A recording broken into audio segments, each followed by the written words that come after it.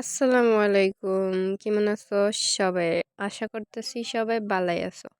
আলহামদুলিল্লাহ আমিও ভালাই আছি। এই যে হইছে গিয়া কড়াইয়ের মধ্যে তেল দিয়ে দিছে কারণ হইছে এখন পিঠা বানাইবো।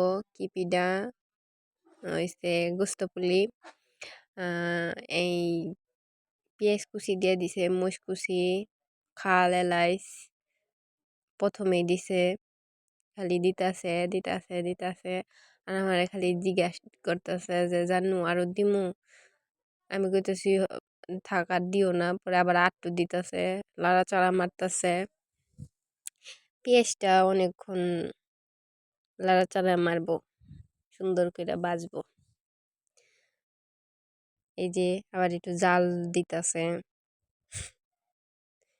মাটির চুলায় রান্দা দেখতে অনেক সুন্দর দেখা যায়, জালটাও দিতে অনেক সুন্দরই দেখা যায়। কালিটা দুইবার গেলে বোঝা যায়, আর হইছে গিয়া জালটা প্রথমে ধরাইবার গেলে বোঝা যায়।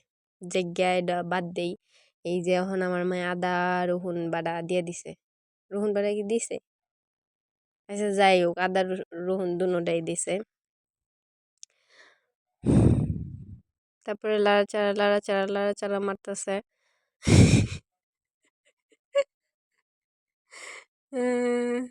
তারপরে হলুদের গুঁড়া দিছে, আই মিন হলদির গুঁড়া। আমগান্দা হলদি কয় হলুদ রে। তারপরে হলুদ দিয়া লাড়াচাড়া মারতেছে। তারপরে কি দিব মায়? আপনারাও দেখেন, আমিও দেখি, দেখা তারপরে কইতাছি দাঁড়ান। তারপরে মরিচ দিছে, কালার দেখে বুঝছি, কারণ এটা অনেকদিন আগের ভিডিও। রোজার মধ্যে আমি নিঃশ্বাস ফেলানোরও টাইম পাইতাছি না। এই যে মেন ইনগ্রিডিয়েন্টস দিয়ে দিছে গোস্ত। আসলে এটা কি গরুই দিছিল না মুরগি দিছিলাম বলে গেছি। সাদা সাদা যেহেতু দেখা যাইতেছে, তাহলে মনে হয় মুরগিই দিছিল। কারণ গরুর গোস্তের পিঠাতে মুরগির গোস্তের পিঠাটা আমি খুব বালা পাই। ও সরি, বালা খাই। তারপরে কি দিব এখন? কি দিতে পারে? এই জিরা গুঁড়া, ধনিয়া গুঁড়া, তারপরে গোস্তের মশলা, মুরগির গোস্তের, তারপরে এই আবিজাবি দিছে আর কি। তারপরে লাড়াচাড়া এই লবণ দিবার ভুলে গেছিল নাকি আগে? মনে হয় না। মা রাতের রান্দা পৃথিবীর বেস্ট রান্দা।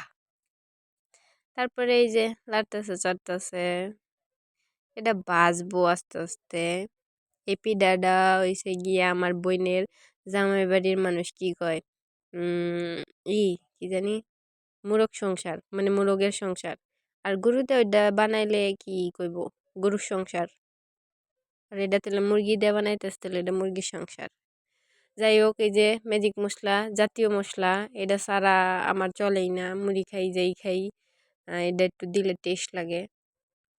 তারপরে এই যে দেখেন, গোস্তেতে পেঁয়াজ বেশি, তার মানে গোস্ত বাসানের দান দানা। পেঁয়াজটা দিলে মজা লাগে বেশি, এর লেগা পেঁয়াজটা দিছে। তারপরে আমার মা একটু টেস্ট করবার দিছে যে খায় দেখ নুন মরিচ হয়েছে নিহি। এটা কিন্তু রোজার দিন না, এটা অনেক আগের ভিডিও, কবেকার ভিডিও, আমি নিজেই ভুলে গেছি গা। এই যে সুন্দর কালারফুল। তারপরে মার কাম শেষ, তারপরে আমার কাম শুরু। কারণ মার বাগার দেওয়া পর্যন্ত শেষ। আমি মায়ের কইছি, মা তুমি বাগার দিয়ে দাও। মাই কই তুই বাগার দাম, না তুমি বাগার দিয়ে দাও।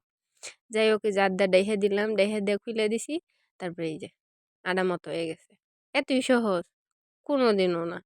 এই আডাটা সিদ্ধ করে তারপরে মরছি, মইতা তারপরে রুটি পিঠাও দি হয়ে গেছে গা।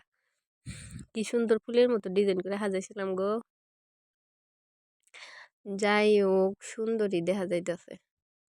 এই মন মানসিকতাটা আমার আড়াই গেছে গো। তারপরে বেলতাছিলাম, বানাইতেছিলাম, বানাই আবার কড়াই তেলও দিয়ে দিছি, বাছতাছিলাম। এই পিঠাটা কি উপলক্ষে বানাইছিলাম আমার নিজের মন নাই। এই যে পিঠা আসলে সুন্দর দেখা যাইতেছে। ও আমি আবার পিঠা মুড়াই পারি বালা, মানে এই ধরনের পিঠা আমি রুটি মুটি বেইলা সুন্দর কইরা মুড়ে মুড়ে মুড়ে মুড়ে বাজা পারি সুন্দর করে মচমচা কইরা, যে নরম খায় তারে নরম কইরা। দেখেন তেলে যে ফুটতাছে কি সুন্দর দেখা যাইতেছে, মাশাল্লাহ আলহামদুলিল্লাহ। বানাইতেছিলাম বাঁচতেছিলাম, বানাইতেছিলাম বাঁচতেছিলাম, কত দিয়ে দিছি, ভাঙ্গে নাই তো, বুইলা গেছি গাইস, কিছু মনে করেন না। আর আজকে আবার কি হয়েছে জানি না, আমি কি বয়স দিতেছি তাও জানি না। যাই হোক, এই যে এনতে লইতাছি বানাইতাছি বাঁচতাছি। আমি আবার পিঠা বানানে খুব সবার চেয়ে আর কি, আমাকে বাড়ির সবার চেয়ে একটু বালা পিঠা বানাই, সবাই খাইয়া প্রশংসা করে। আর নিজের পিঠার প্রশংসা তার নিজে করা পারি না। যাই হোক, আমার পিঠাটা আমার নিজের কাছেও খুব ভাল লাগে, কিন্তু নিজে বানাইলে অত একটা খাওয়ান যায় না। অন্য কেউ বানায় হাতে আইনা দিলে যে এই তুই বইবে খা, তাহলে একটু ভাল লাগে।